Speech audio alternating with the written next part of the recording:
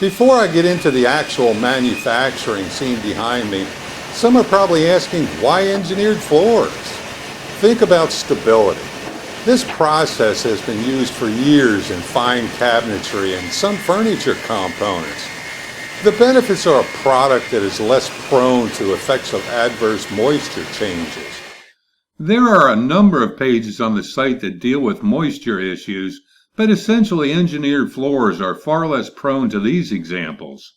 Okay, maybe you knew that already, but some of us are still newbies. Seriously, when considering any hardwood, I urge you to check out the page linked below that deals with moisture issues and how to avoid them.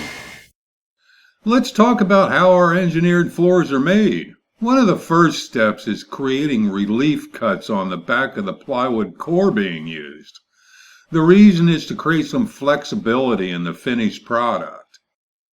This is more important when doing direct glue downs to concrete and not so much with fastening to plywood subfloors. At this station, it's also cut lengthwise for a 6 1/4 inch wide product. At this point, the plywood core has also been sanded on top and bottom to maintain proper stability. It now measures at about 9/16 of an inch thick. Next up, how the veneers are cut. Veneers are cut with what's called a frame saw, similar to that of a band saw, but does a far better job. Here we use blanks mentioned in the full-length How Your Floors Are Made video. It's basically 7/8 of an inch thickness, cut into 3 slices. The actual bonding of veneer and plywood core is done through a hot melt glue process, passed through several pressure stations. There's not really much to see as most of it is contained. The actual milling into tongue and groove follows what you saw in the longer manufacturing video. Let's talk about stability again, shown as a comparison of our engineered and solid hardwood. Upon closer inspection, the solid has less stability because it has more pores where moisture can enter. This happens with higher humidity levels.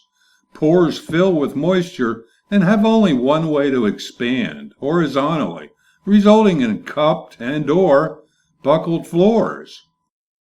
The engineered, on the other hand, has a cross-layered plywood core providing tremendous strength to resist horizontal movement.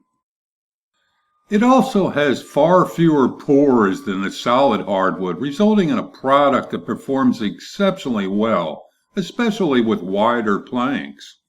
I hope you've learned something about engineered floors. You know, today it's no longer one of those, well, it's not a real hardwood floor.